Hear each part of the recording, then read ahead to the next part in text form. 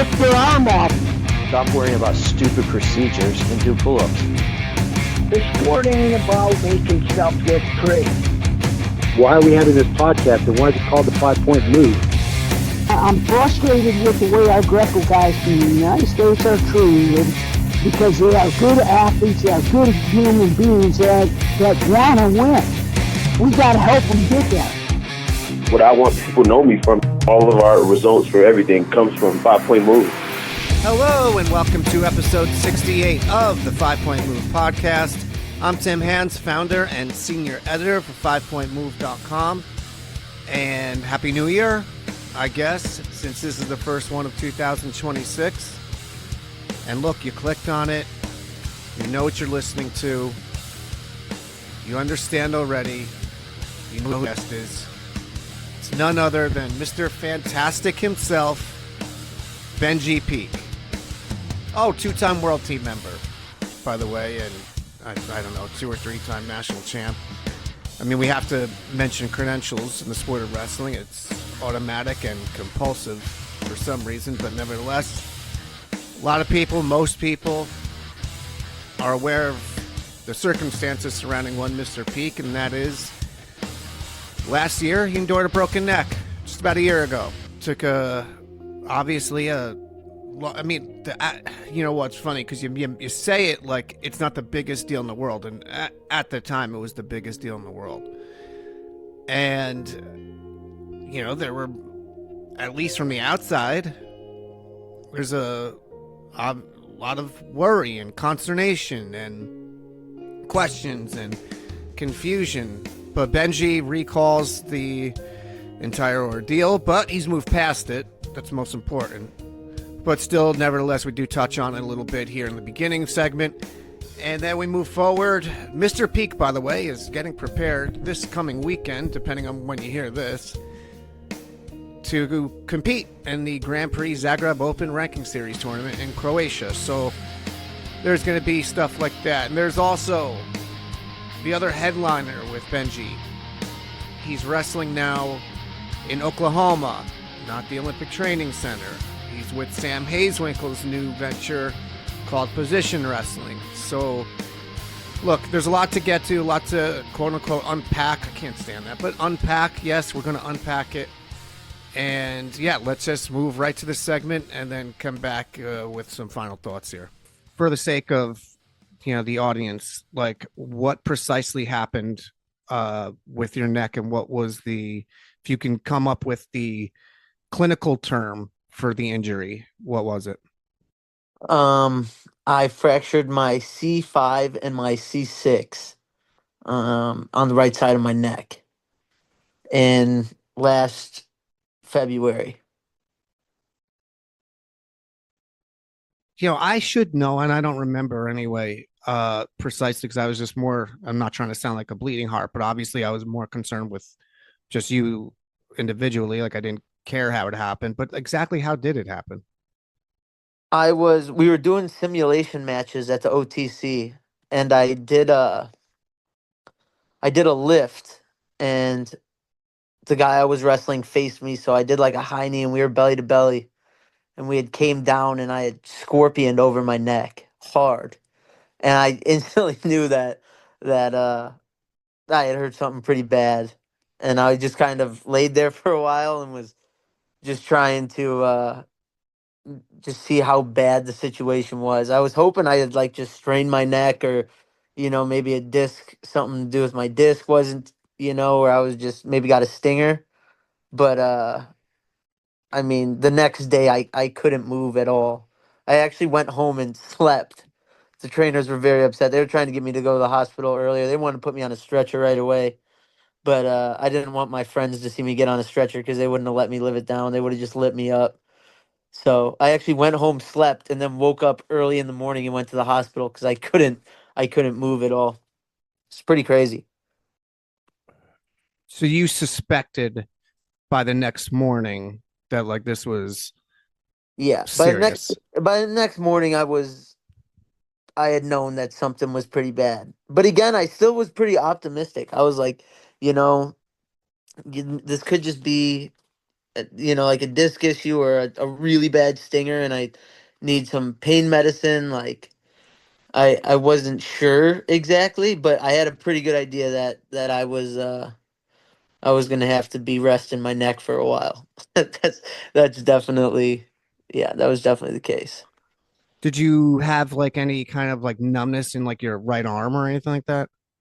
No, I had no numbness at all. Everybody kept asking me that, and I had zero numbness. I just had a just extremely, just a ton of pain. Yeah, no numbness at all. So, and all the pain was pretty much like centralized in your neck.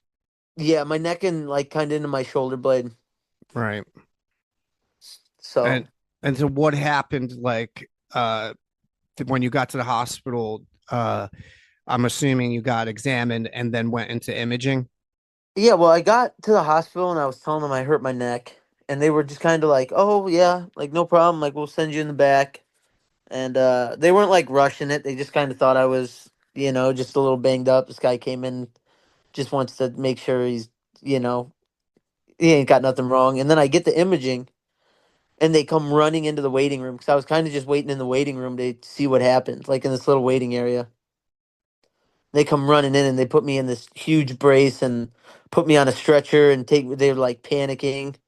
And I'm like, what happened? And they're like, yeah, you've broken your neck in two different places and we need you to not move it at all. And it was really scary. I was like panicking. I was actually like, once they started saying that, I was like I started freaking out.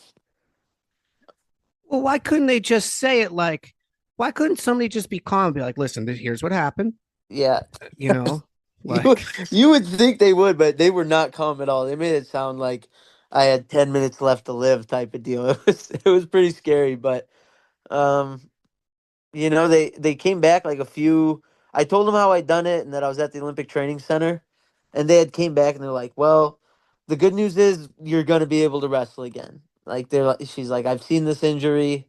We've never seen it in someone as young as you, but I've seen it in some older people, and I've seen how well they've recovered, and we're not worried about how you're gonna recover. We think you're gonna recover great." As long as you wear this and you don't move and like they're like, as long as you do what we tell you to do, you're gonna be fine. So that was like a huge relief at the same time. well, you know what? That was actually going to be one of my questions was, um, was there ever a moment when you thought you weren't going to wrestle again? For sure, like it definitely, like I thought like right away, like it wasn't. And when a doctor says that, you're like, okay. But there definitely was still a point in me where it was like, even after she had said that, I'm like, I don't know if I'm gonna wrestle again, because even with them saying I was gonna be okay, like there still was a big chance. Like, how would I, mentally be able to do it? I still had to see how I recovered. Like, anything can happen. It could over time they could just be like, you know what, yeah, I know what she said. It doesn't look like that's going to be the case anymore. Like, it's just not the right idea to try and wrestle again. So I definitely was still worried about that even after she had said it, but I was more relieved that she had high hopes for my recovery. Well, the other thing is, I mean, if my mind went here, I would assume yours did. Is that it's like, I mean, there was, if I'm not mistaken, you had a shoulder in high school, and then a few years ago you had your shoulder, right? Like, Yeah. and it's like, oh well, here's one more thing for Benji. That's Yeah. I would say like that's definitely where my mind went. Was it was like, I've had three shoulder surgeries already. I'd broken my foot before Olympic trials, like the year before. that's right. And it was like one thing after another, and then I had recovered from the foot. My shoulder was feeling good. I was finally healthy. I had gone to non-Olympic worlds, wrestled there, went to the ranking series, went through camp, was kind of feeling like I was catching my vibe, and then it was just like, or catching my stride, and then it was just like boom, a broken neck. I'm here. It's a very, very serious injury. It's going to take a long time to recover. And it was just like, do I want to do this again? Like, that was more where my mind was. as well. Like it was like, okay, I can do this, but this is gonna be a very long road. I've been doing injury after injury. Do I want to try and come back again too? Like there was definitely that side as well. Did you ever talk to anyone else who like had a similar injury? No, no, not at all. Well, there was the Norwegian guy, Per Anders Cure, who, Yep. if you Yeah, remember, I do remember. I didn't talk to him at all, and actually we're pretty good buddies, but I never had talked to him about it. how long into you mean you figured this a year ago? So how long into like, getting fixed and uh going into the rehab protocol, like how long into the process did you start to gain more and more, I guess, confidence, assurance that you were going to compete again?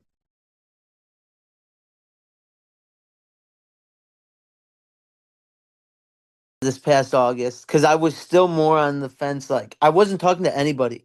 I had really not talking to anybody in the wrestling world besides like my close friends like Peyton and George and like a few of like the wrestlers, but like I didn't talk to any of the coaches. I didn't talk to nobody. I kind of was just staying to myself about it. And then I'd say in August I kind of started reaching out to the staff a little more, working with my PT on some more wrestling based stuff because before it was more like for like 3 months, it was like getting back to walking normal and running and like doing that kind of stuff. And then August hit and I started like lifting pretty heavy again. And I had started moving towards like wrestling rehab. So like August is kind of when I was thinking, I think I can get back on the mat.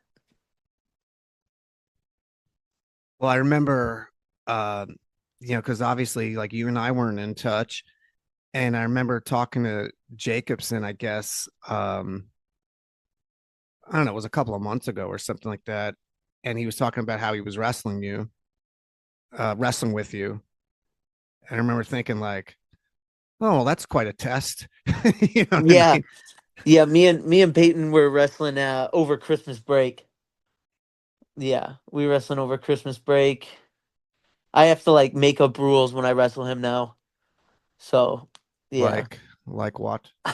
Like he has to go down twice no matter what. Yeah, like stuff like that. Like I get to be winning now going into the match before it starts. Like I gotta kind of handicap the match to make it fun. He's a unit right now. Did you like when? All right, so like in terms of January camp, like how? I mean, I had heard like certain things. Um, I don't know if it were. I don't know who it was or what happened, but I heard that I don't know if someone put you in a front headlock or something like that. But I remember Yeah, hearing like, "Oh, he was tested. Like, no, he looked great. Like, he looked good." And blah blah blah blah blah blah blah. Like, what happened at January camp? dude, January camp was pretty sick. They had Yeah, January camp was really cool. They had some good teams and some good guys out there. But I got like my first. I actually went to Portugal and wrestled a tournament, but it was pretty. It wasn't an. It was just like kind of like a practice thing. Like the guys were. It was pretty soft overall. But my first real like overall wrestling was at January camp, and I wrestled some top 10 guys in the world at that camp, and it was good for me because I kind of was like, you know what, I'm still there, and I got put in some positions where my neck was kind of tested. Like I got put in a really tight front headlock during simulation matches when everyone was watching, and did what I did in that position and came up, and everyone was kind of like, they kind of stopped almost to like make sure I was good, and I was like, yeah, let's keep going. Like no problem at all. Didn't even think in the moment, like while I'm wrestling, I'm really not even thinking about my neck too much. So I'm starting to move past that. So it's good. And this camp really really reassured that for me before I go over to Croatia here.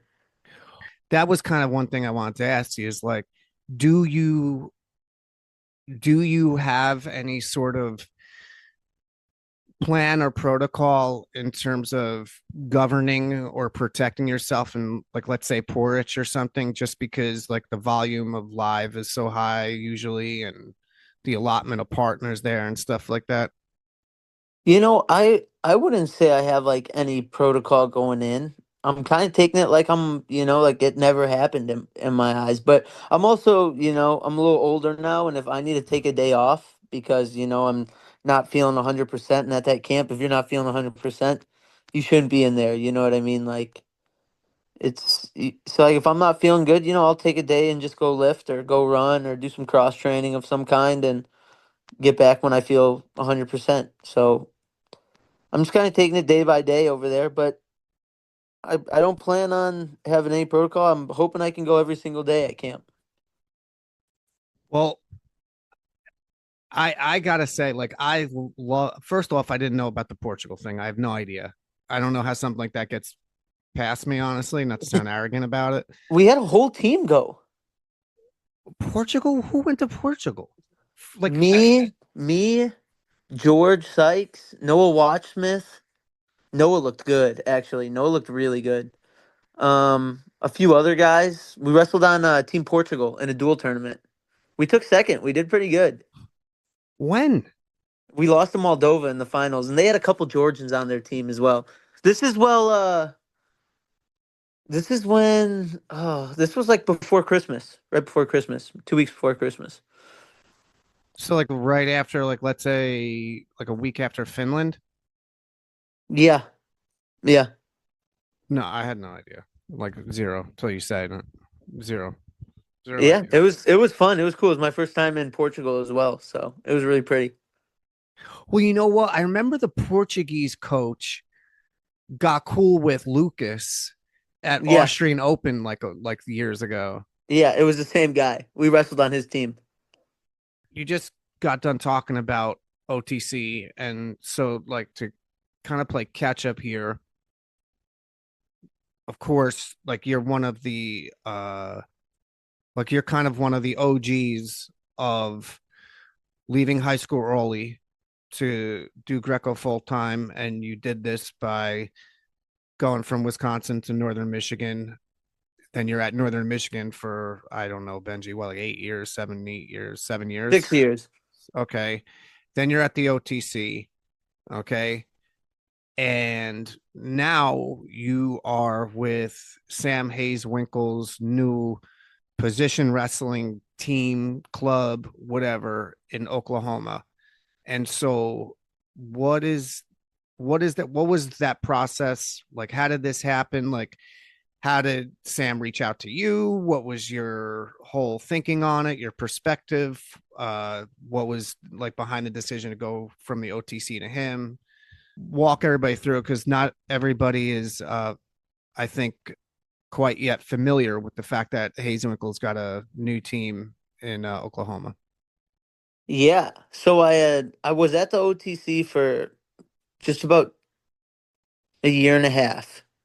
And the OTC was great for me. It really was, and I loved Colorado Springs a lot too, so it was good. And I really liked Barrero as well. I thought Barrero was awesome. So, like leaving there was a big decision for me. But Sam had reached out to me a few months ago, telling me that he was starting this Greco team, and you know how many times I've heard like, "Oh, we're starting a Greco program here. It's gonna be amazing. We're gonna make sure all our athletes are taken care of." Like I've heard it so many times where like when Sam first had told me about it, I didn't really hold my breath.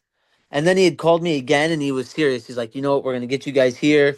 We're gonna make sure you guys are taken care of. We're gonna pay for these trips. Like we're gonna make sure you guys are in the best position possible to win. And the more he had talked to me about it, I was like, you know what? This sounds like an awesome this seems like perfect for me in the time. Like I was kind of looking for something like this where I was gonna be able to travel a little more and um it just seemed like the perfect fit at the right time. It was more about like, can I get the training partners I need there to find the success while I'm in the U.S. And he was able to do that for me. And yeah, so I've only been in Oklahoma now for a month, but so far it's been awesome. And yeah, I think Sam is going to be a really good coach for me when over these next 2 years. So it's pretty sick. Did he ever I mean, you were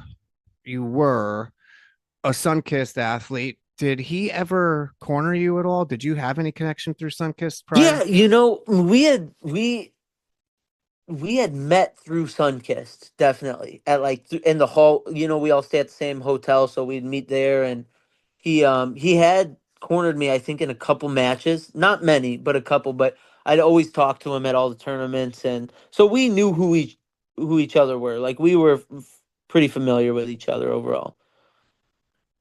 What's funny is that like I mean, you like really freaking hit it on the head there, because it's like, if it were anybody else, it's like I don't want to say I'm sick of hearing it, like, because it comes off like I'm kind of being a pessimist, I guess. But it's like every few months or every season or every year, it's like, who's starting this, who's doing that. Oh, I'm looking to start a club. I'm looking to start a training center. I'm looking to do this and RTC that and all this. And the overwhelming majority of times, it's just talk, and it's just evaporates. You never hear anything about it again. But when I started, now obviously I have a relationship with Sam, but even still, like, the thing that I thought was different with Sam is that he's like got the character credibility. Like Yeah, if for he's sure, one hundred saying it, percent. like it's probably happening, because he wouldn't put the cart before the horse. No, that's exactly. You're right. You hit it on the head there. Like when he said it and he like gave me his word on it, I was like, all right. Like I was pretty much, yeah. He had told me on it, and I had believed in him. So I mean, that's pretty important. And like we hear it all the time. Every year, there's another new team that's trying to start a Greco, and yeah. So it took me a little bit, but once he gave me his word, I trusted him on it. So how? I mean, you said it's been awesome so far, but how have you adjusted to you know, the whole cowboy lifestyle or whatever goes on over in Oklahoma? It's good, but it got cold here, and apparently it doesn't get cold like this. So I feel like the weather's kind of following me, but it's been good. I haven't really done much because as soon as I got here, I've just been training for Croatia, really. So I haven't really got a chance to go out and see the town yet. So maybe when I get back. Are there? Listen, I'm in New Jersey, obviously, so I'm not trying to. But what are the like if someone were to visit like Oklahoma, like what are the tourist attractions? I can't. I'm not trying to be funny. Like I don't know. Well, it seems like everyone here loves Oklahoma football. Like Oh, well, that makes that sense. that's big here. Is like people come in to watch, the Sooners play football, and they also love the Oklahoma City Thunder, the basketball team. That is huge. That is huge. Like in Wisconsin, we're a pretty big football. Everyone loves the Packers or Bears. I mean, everybody's got their football team, and but like here, it's not. It's just about this Oklahoma City Thunder. Like that's what everyone talks about. So Where? Okay, what town is the club in? we're in Edmond, so we're about like 25 minutes north of Oklahoma City. Okay. All It's right. a nice So area. It's a really nice area. let's figure this out here on TripAdvisor. All right. So there's the Oklahoma City National Memorial and Museum. All Yep. right. Yeah. There's Bricktown, which is weird because I actually live in Bricktown, essentially. Bricktown, just east of Oklahoma City's downtown business district, is the city's original warehouse and distribution center turned entertainment district. You can go shopping, drink at a bar, dine, blah, blah, blah, blah, blah. Oh, here's a good one. National Cowboy and Western Heritage Museum. See, that I think is more appropriate. Yeah. Skeletons Museum of Osteology. Yeah, no, I don't think any of those are really for me. Myriad Botanical Gardens. I could go hit the botanical gardens. I There's think. another one. Oklahoma City Zoo and Botanical Garden. Yeah, I love the zoo. I'll probably hit that up once it warms up. Science Museum, Oklahoma. No, because you can go see a science museum everywhere has got that. Oklahoma City Museum of Art. What was your degree in, Benji? I'm a communications major. All right, so 45th Infantry Division Museum. So there you go, military museum. Centennial Land Run Monument. Yeah, Larger than life size sculptures are very impressive, and they have all sorts of people on, I guess, horses and things like that, cart buggies, I guess you call them. yeah. Uh, yeah, I don't know. I guess those are things to do. Okay, so like you've been in Fort Worth a couple times, right? Obviously, Yeah. for wrestling, Olympic trials were there, nationals are there. Like in Fort Worth, like I was like walking around like that little like town square. Basic and I were like walking around there, and like there were like I don't know, I saw people wearing cowboy hats and stuff. Like, do people wear cowboy hats in Oklahoma? Yeah. Yeah, it's pretty country out here. It's pretty country. I I don't know. I don't even try and put mine on because they're I gonna was gonna know say that you I'm. have one. I'm almost positive you Yeah, do. yeah. I love the rock cowboy hat, but like they would weed me out instantly and know I'm not really country. why, why would they weed you out? They Why? would. That's what I would think in my head. I just be like, these guys know I'm not really country. Imposter syndrome.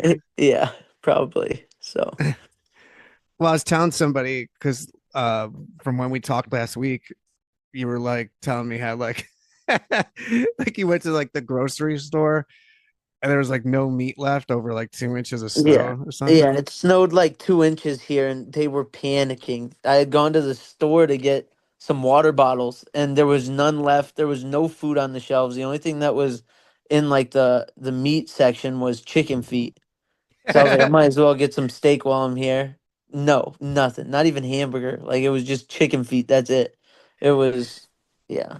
And in Wisconsin, it's they've canceled school for four straight days over 2 inches of snow. It only snowed one day. So yeah, it's been interesting. Yeah, it is. You're leaving, I don't know, in like a couple days to go to Porridge. Wait, so like wait, last time you were in Croatia, was that Valimar Cup No, last time I was there for was ranking series. ranking series last year? Yeah. Are you like looking forward to seeing guys like from other places, other countries who you haven't seen in a minute? Yeah. Yeah, I'm pretty excited. I'm excited to see my buddy Nicholas. I haven't seen him in a while because I haven't been at any of the tournaments, but he's like one of my best friends, so it's always good when I get to see him, and he'll be in Croatia, so I'm pretty pumped. Oh, Nicholas Olin. Yeah, yeah, What is? I mean, I guess it either it matters or doesn't matter. Well, first off, are you staying like the entire? Are you wrestling in Albania as well? yeah. I'm hitting them both in the camp, so it's gonna be a long month. Well, It's that's what I gonna was be. going to ask you. Are you in favor of this, the way that they did this with the scheduling this year, as far as like having the ranking series in such, short proximity to one another? They were last year as well, if I'm not mistaken, but we just Not didn't like go. this, where it's like, yeah, well, the other one was too far. The second one Yeah, was this one's like not far. That what I'm wondering. I said this to Herb today is like what I'm wondering is what the carryover is. Like how many guys who wrestle in Zagreb, not from here, but like how many guys who wrestle in Zagreb are just going to be in Tirana? I would say about half of us are doing them both, is what it sounds like. I'm not exactly sure, but we got a bunch of guys coming in for that tournament as well that aren't doing the camp or Zagreb, so. Yes, but I'm talking about the foreigners. Like Oh, like I would think like 80% of the people who are at Zagreb are going to be in Albania. I would I think. know. For some reason, some people are trying to say they think Albania is going to be easier, and I think Albania is going to be tough. I think it's going to be tougher in Zagreb for the first time ever. I think it might be. but I could be wrong. Um, so yeah, I guess we'll see. But I think most of the guys, I think everybody that wrestled Zagreb is basically going to go to Albania. Yeah, well, you know what's crazy? I said this to Mango in the is like, dude, it's like over the past couple of years, like Albania has all of a sudden been a place now. Like to have like tournaments, like big I know tournaments and things like that. they must be bribing or somebody must be high up on the UWW ladder that I'm not aware of because there is zero reason for it to be in Albania. There's no reason for it to be there. I don't get it. I don't get it. Somebody's pushing some money or somebody got elected onto the board of something. I don't know. But it makes zero sense.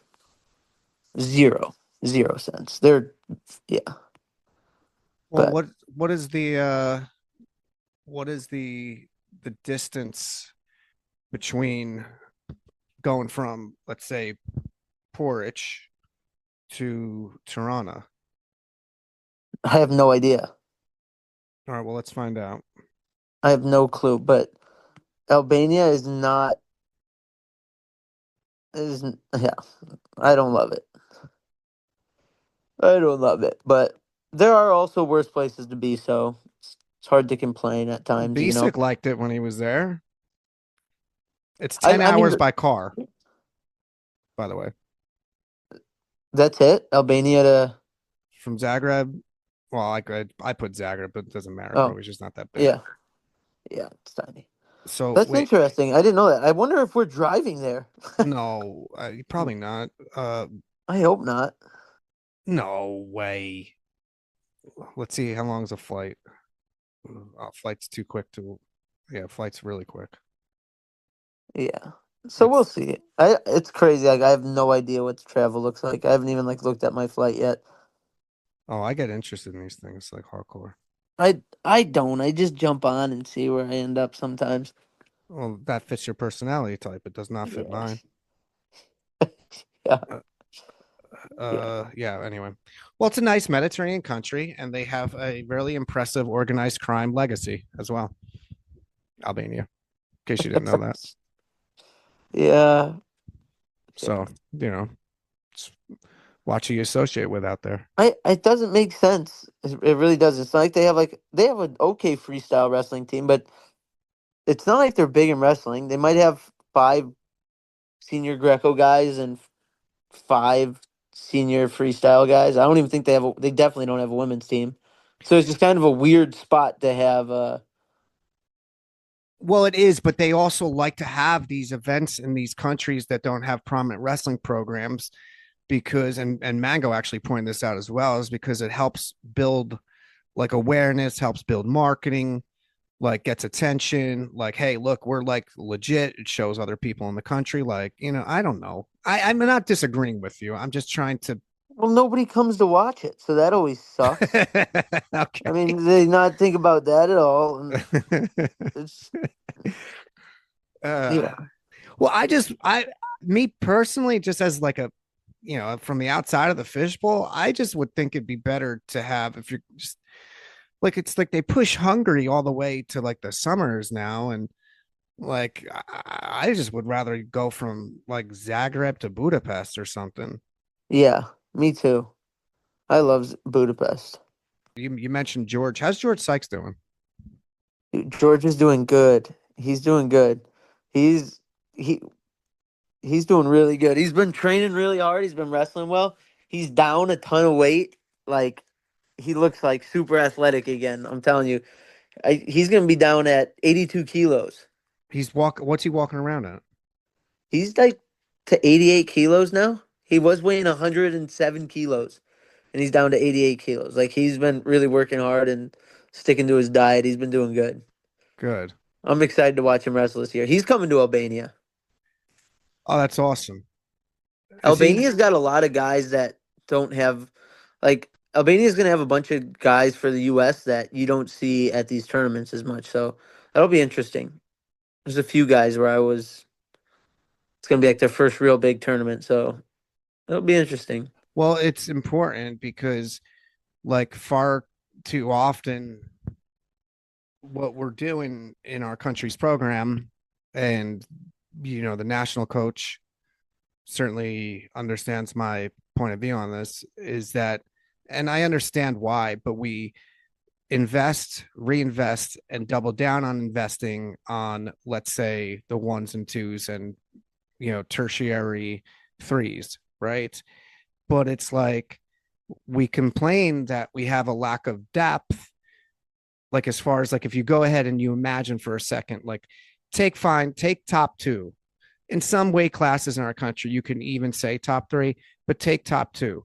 A lot of times there's a pretty significant drop off between, let's say, the top two guys or top three guys in a weight class and then everyone else. It's not like the number 4 or 5 guy is too often is not really going to threaten one or two. Not really. Okay. And it's like, well, what happens? Well, it's like, well, the guys who consistently make teams, or at least in the argument, and they're on national team, they're going to get pretty much the same opportunities the very next season too. They're going to be on the winter tour. They're going to go here and they're going to be at this camp and do this and that and this and that. And it's like, well, the guys who are like, fringe contenders and are just trying to establish themselves, they need opportunities too. They don't get the funding, and a lot of them don't even have the club support anyway, but they're certainly not getting national team funding. And it's like, well, there's got to be stuff for them to do as well. Like, they've got to have like their own chances to at least train and compete overseas, even if it's different. Like, my idea was tier 1 and tier 2. Like, if you could ever have, like, let's say, 2 separate budgets, which by the way, I understand sounds kind of I don't know, like pie in the sky a little bit, but it's like, okay, fine. Your ones and twos, they'll go to a place like, let's say, Zagreb, or they'll go to the other ranking series and whatever. But then your tier 2 athletes who haven't made national team yet, or maybe they've made national team, but they haven't really kind of threatened to make a world team. Those guys you sent to, like, let's say, tier 2 style kind of like more like events, like if they, like, on a year, like if they had Palasalu and Petrov or something like that, like, and the only reason why I say Petrov is because Petrov's kind of fallen off a little bit. It's basically Bulgaria's version of the Dave Schultz Memorial. But like, we need to kind of spread the wealth a little bit. And I'm not saying that in like some sort of communistic, socialistic sense, but just in terms of, well, we complain about a lack of depth, right? We complain about it, but we're also the same, 2 or 3 usual suspects in each weight class are the only ones really kind of traveling and competing. It's like last year at the World Team Trials, it's like 90% of that participation list, that was their first tournament of the season.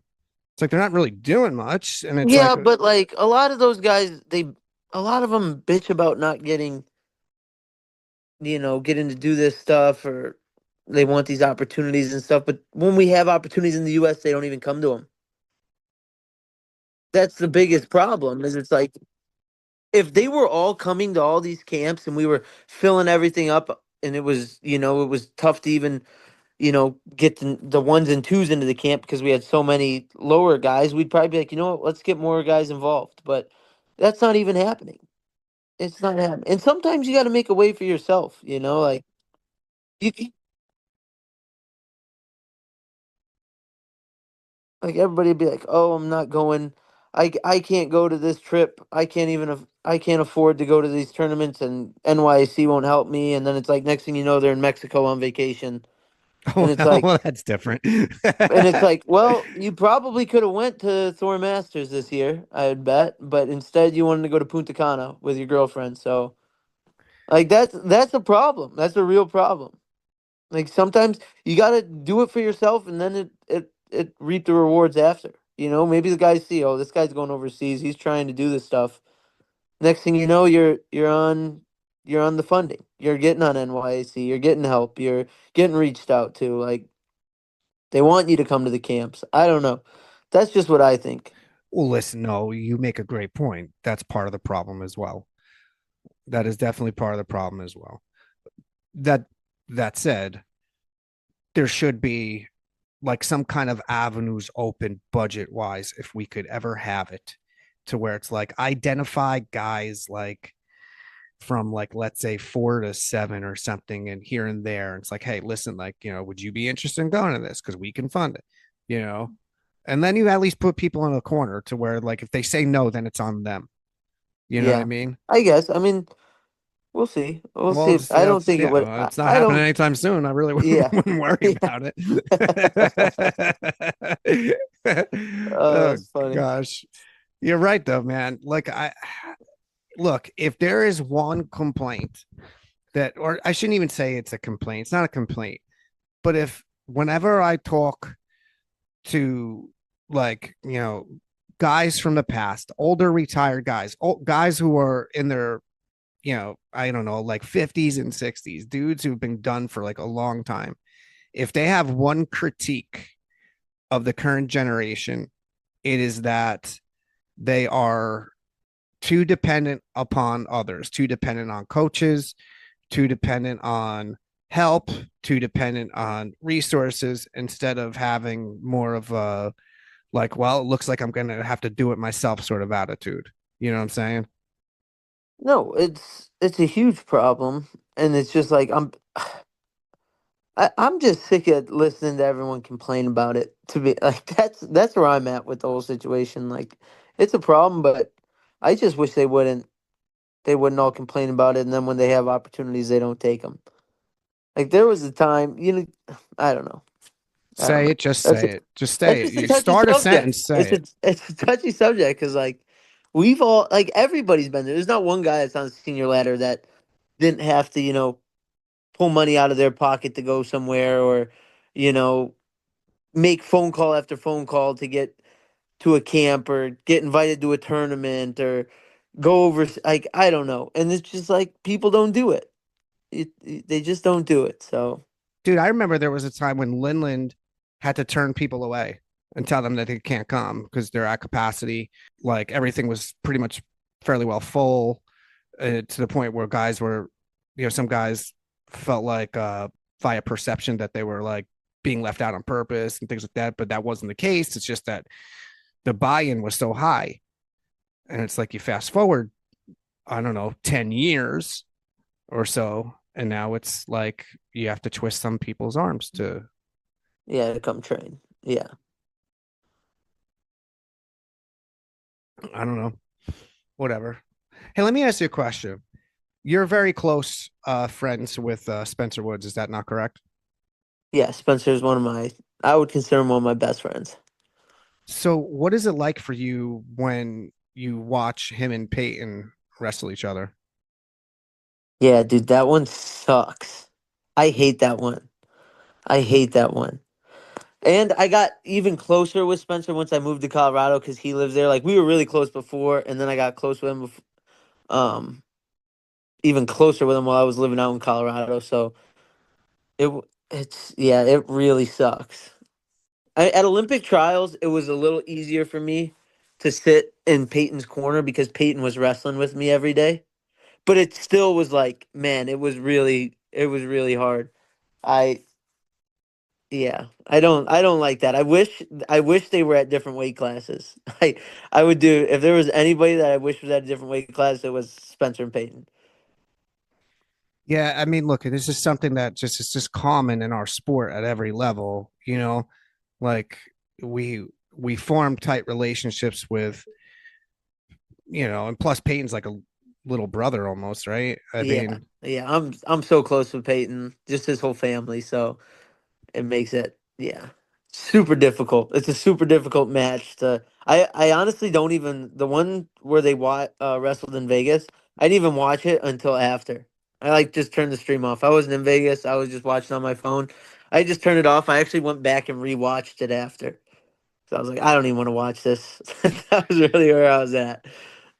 yeah, I could picture that. I know, like, yeah, I could picture that because I know how. I mean, I knew that you were close with Woods, and that you obviously have that, tight years long relationship with Jacobson, who, to Yeah. your credit, even when he was a shrimp at 60 kilos, like you were trying to convince anyone who would listen, like how good he was going to be. Yeah. Yeah. I always knew Peyton was going to be. Peyton's the man. He was always the man. Just kind of yeah, he's a beast. Dude, he is a beast. I was telling the story recently. I think I might have told Herbert, but here's a true story. So when Aiden Nutter got to like, well, I think it was I don't know, it was Aiden's first semester or whatever it was. It was 21. So like Peyton had already kind of been there a minute, and then Aiden was there. And I was like, okay, well, it'd be cool. Like, let's do a piece on like Jacobson and Nutter, little Nutter, like kind of being at Northern now and whatever. So I go and I do this thing, right? And I started like it was like Christmas time 2021 is when like I started putting this on like the to-do list. And so this is a true story. It's so embarrassing. Well, it was embarrassing. But I had Peyton's phone number, right? And so it's like the morning after Christmas, December 26th. And this, by the way, this is all to illuminate Peyton's work ethic. But it's like the morning after Christmas, and it's 9 a.m. New Jersey time. So that's like 8 a.m. Wisconsin time. And so I'm like, it's probably safe. Like that kid's probably up. And so I was just calling to like schedule the actual call to record him. And instead, it wasn't his phone. Like it was like either his house number or his like mom's phone or something. I don't remember, but like I call this number and it's like 8 a.m. Wisconsin time, and his mom picks up. And like, so now I'm like super embarrassed because like I'm a married father of, two kids calling to speak to some like whatever Peyton was in Yeah. 2021, 18, 19 years old or whatever. And I'm like, oh, whatever. Like, oh, hi, Mrs. Jacobson. Yeah, this is Tim from 5 Point Move. And she's like, oh, hi, whatever. But after I get over that, she's like, I say, like, yeah, can I, is Peyton there? Whatever. And she was like, oh no, well, Peyton's gone. He went to the gym this morning. Like he's been there for a while, but he should probably be home like within the next hour or two. And it's like, No. dude, that kid was up. My takeaway was like that kid was up the morning after Christmas, like working out, like at like 6:45 a.m. Yeah, he's a monster. He's got one of the craziest work ethics. He'll make anybody feel lazy. Like he literally could make anybody feel lazy. It is incredible. Dude's just a beast. He's like that's the only word for Peyton is just he's just a beast. Nothing phases him. He's just it's nothing phases him. Yeah.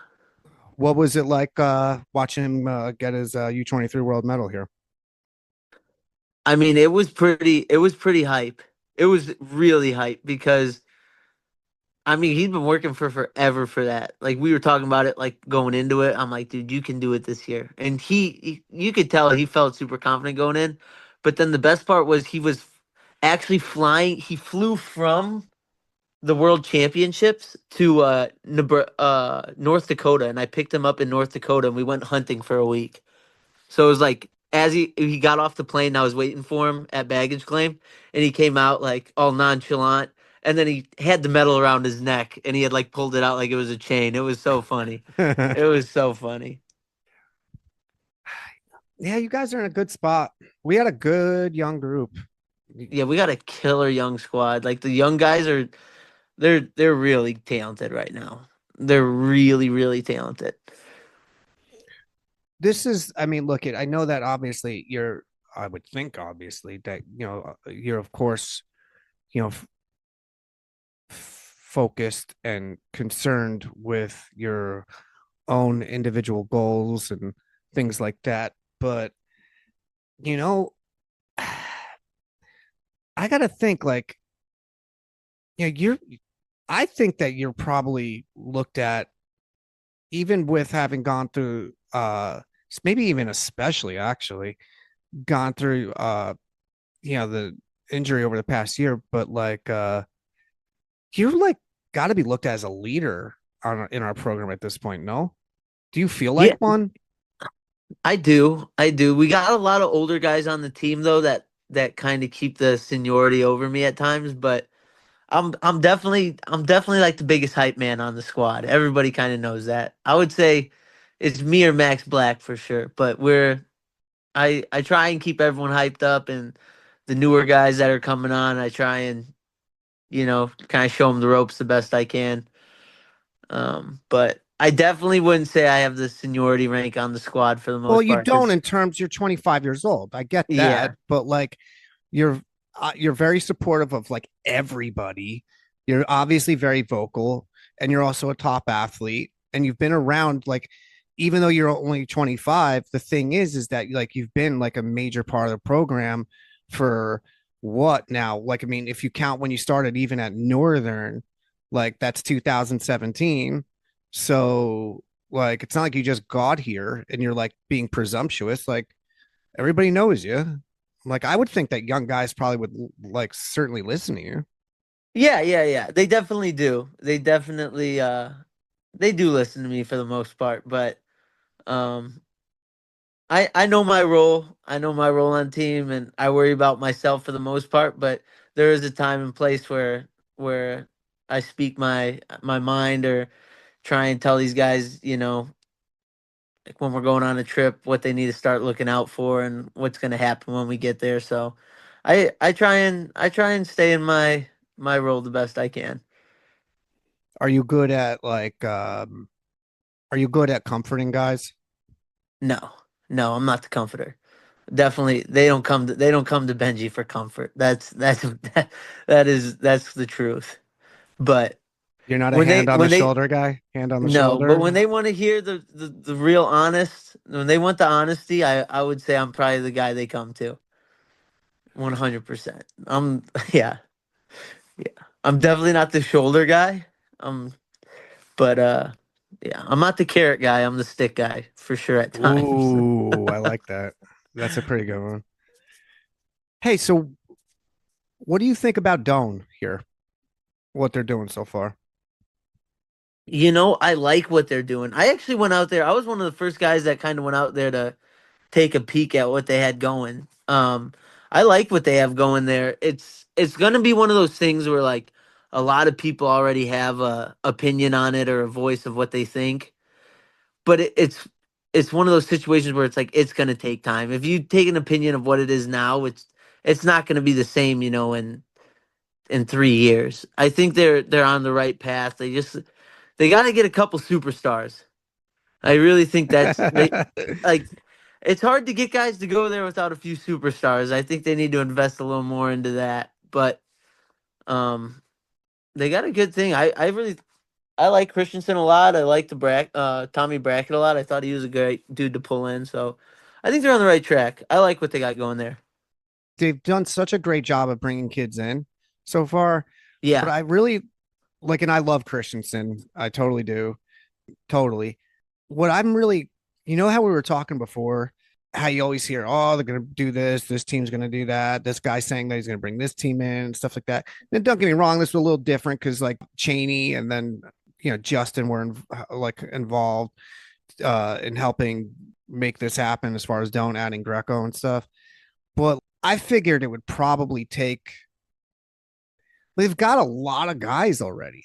Like I yeah, figured that was going to take like the number of dudes they have, and I don't know the exact number, but the number of kids they have already, I did not think that they would have until like maybe at the end of year two, going into year three. I did. yeah. No, they're doing a good job of getting guys. I didn't think that was gonna be a problem though. Just knowing Christensen, like I knew he was gonna be a guy that was able to pull numbers. But you gotta they in order to get those better guys to not go to Northern, because they're just always gonna lose the top talent to Northern. It feels like until they can, instead of going for the mass numbers, they're just like, you know what? Now they got the squad, they got the guys. They need to go land, two or three really solid guys, big names, and then I think people will follow. So I have high hopes for them. I really think they're gonna be good. It's gonna take some time, but I think they're gonna be good. How about your own team? We got an interesting squad here in Oklahoma. Dude, I tell you what, It's an interesting squad. wait a minute though. I wrote like I just went out like and kind of like I've made this joke before, but it's like I just did the Spencer Army report thing, and it's like, well, it's like Army's kind of like the Dodgers, right now. It's like a Yeah, lot of top guys, if they want them, they get them. They've got the resources, they've got coaching yeah. staff and all this other stuff. And it's like you look at your team, and your team is like starting to, I mean, maybe not the Dodgers yet, like as far as like overall numbers, but you've got a lot of good guys already. Ours is another spot where it's like it's gonna take a little bit of time. I think we're gonna have a really good team quick, but at the moment we have one of those teams where like people are like gonna be a little confused at for a little bit, but like my main training partner right now is Brett Bach. Yep. I'm telling you, this dude's gonna be good. Yeah, he's a bulldog. I wouldn't say that. I don't just say that stuff. Like he's gonna be good. He has never had like a real training partner for Greco. Like he's been a good wrestler in general, but he hasn't had like a true training partner. And I think over the past month we've been wrestling together already, he's made crazy improvements. Like I think he's gonna be I think he's gonna be really tough to beat by April, and in a couple years, he's gonna be a mainstay. I can feel it. I can feel it when I wrestle with him. He loves to learn. He's all in. He works his butt off. Like yeah, I got high praise for Brett. He's definitely a goober. He's a goofy goober for sure, but he's yeah, I like him a lot. I think he's gonna be good. I guess this is probably, I don't know if it's a dumb question or not, considering, but is there anything else that you're going to do, anywhere else you're going to go before trials after coming back from Albania?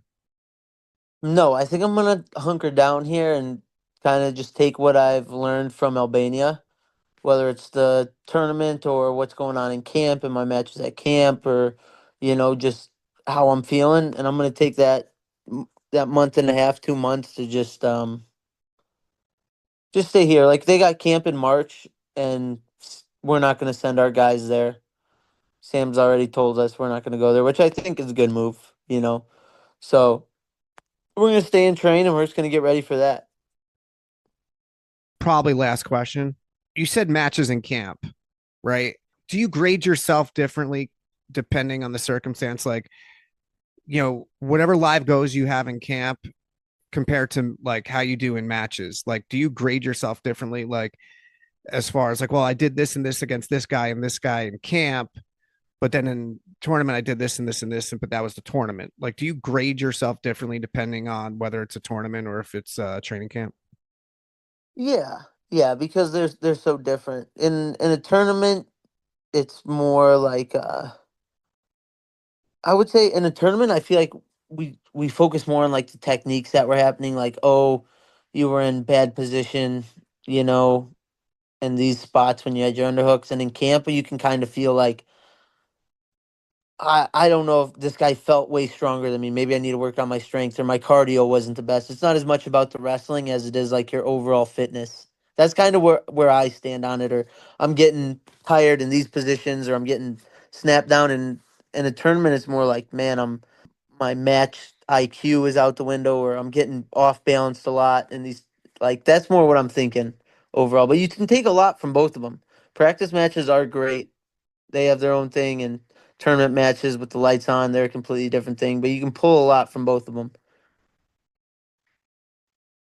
If you had to, I don't know, I'm not going to make you use a 10 scale, I guess, but considering the recovery, considering, I mean, I guess we'll count the Portugal thing that I had zero clue about until you mentioned it. Then there's January camp and practices in Oklahoma, and now you're going to Croatia.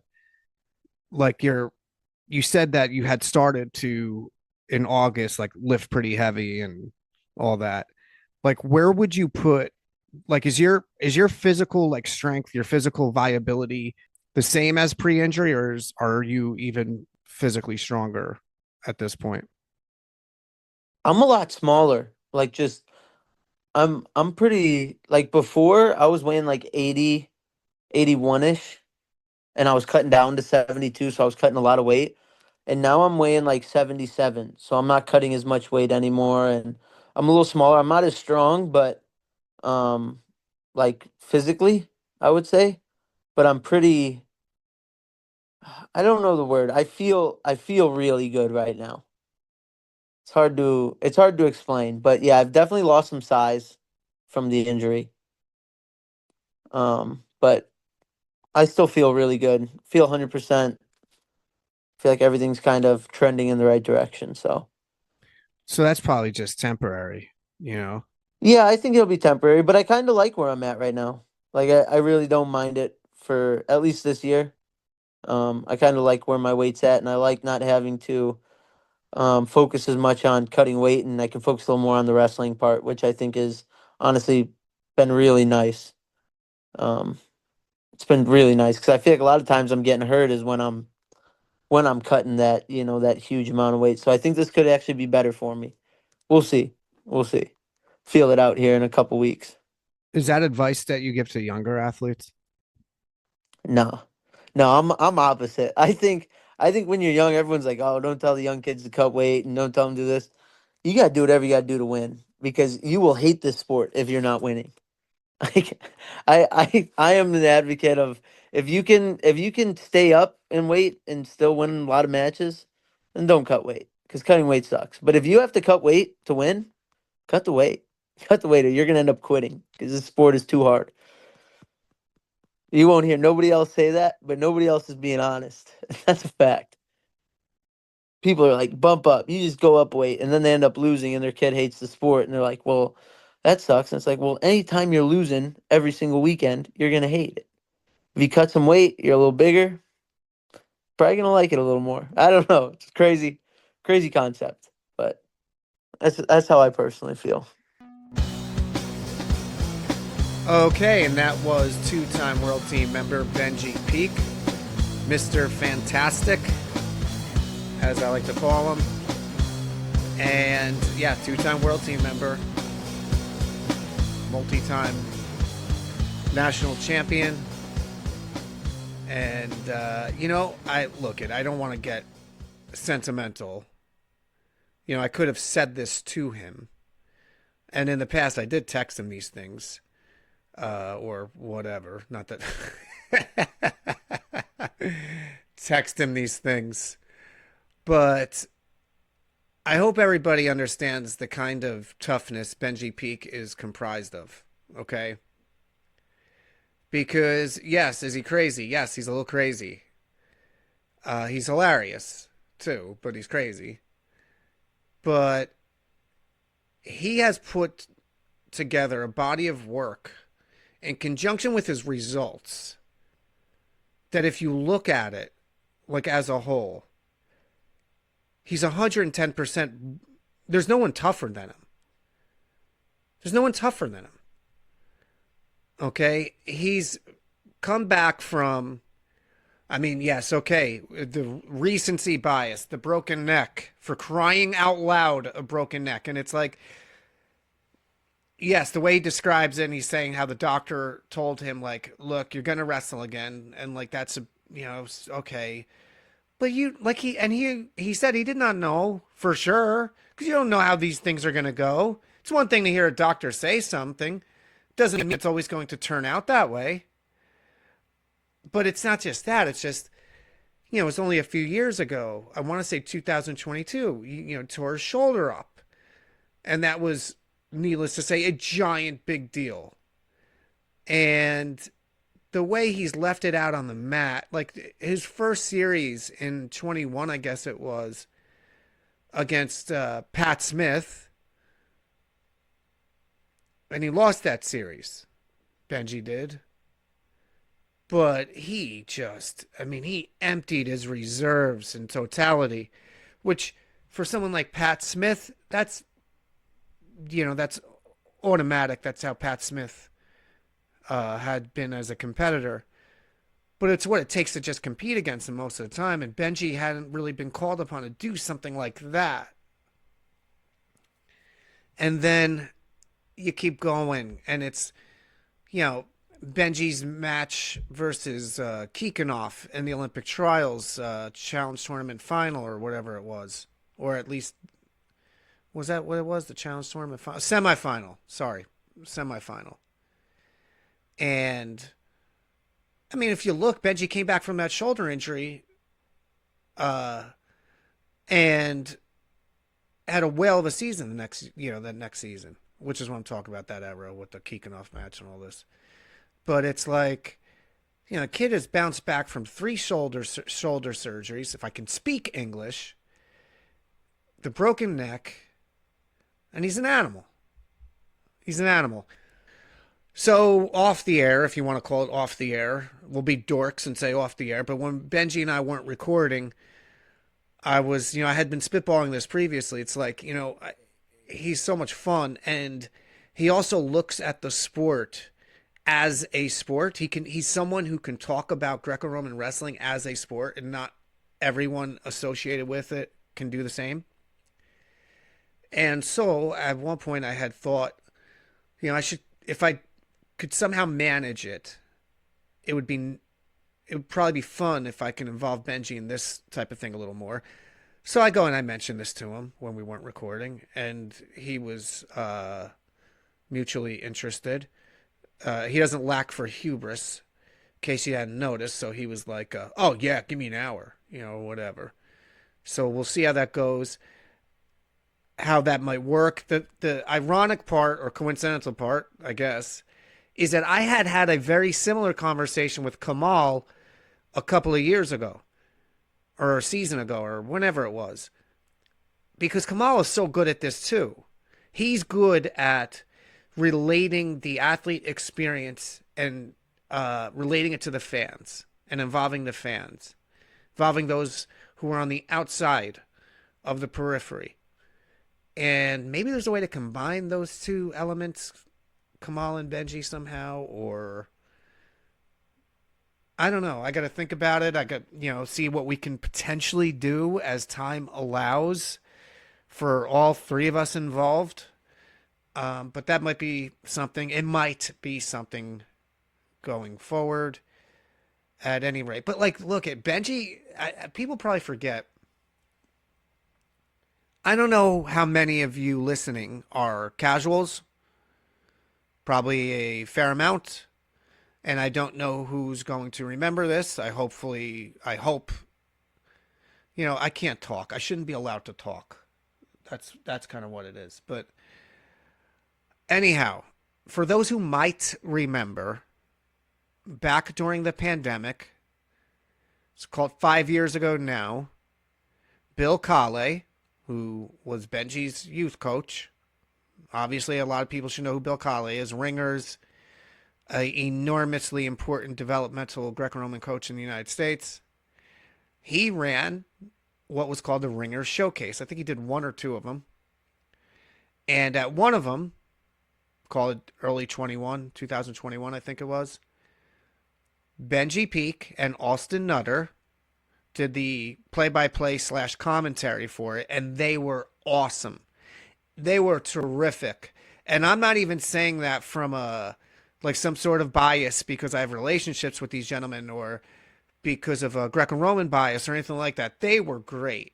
They were great. They were engaged. They were excited. They were exciting. They were explanatory. They're telling the viewers what's going on and all this. And it's like, these are some of the kinds of personalities we have in the Greco program. And part of what 5 Point at least has tried to do is to kind of illuminate those a little bit more. But Benji does a great job. And look, again, just how tough can you be? I mean, I just don't see how you can be tougher than him. And so we'll see how this trip goes for him and, everybody else. Because it's a strange sort of dynamic insofar as you're having a group of athletes who are going to be in Europe for a month. And not that that's so nuts. It's just the fact that there's 2 ranking series tournaments, not back-to-back, like in consecutive weekends, but those are the 2 tournaments they'll compete in a row, most of whom will train in Porch in between them. And I think Kamal is the only wrestler who's going to compete in Zagreb, go home, and come back. If I'm not mistaken, that's part of the plan for him. But either way. And then, we'll briefly touch upon the roster. I think I know it by heart. So let's go 55 kilograms, only one guy, and that's Brady Kuntz. Brady Kuntz, who is one of 3 wrestlers on this delegation, who is a Sam Hazewinkel guy now. Brady Kuntz is also part of Position Wrestling. 60 kilos is the return of Dalton Roberts,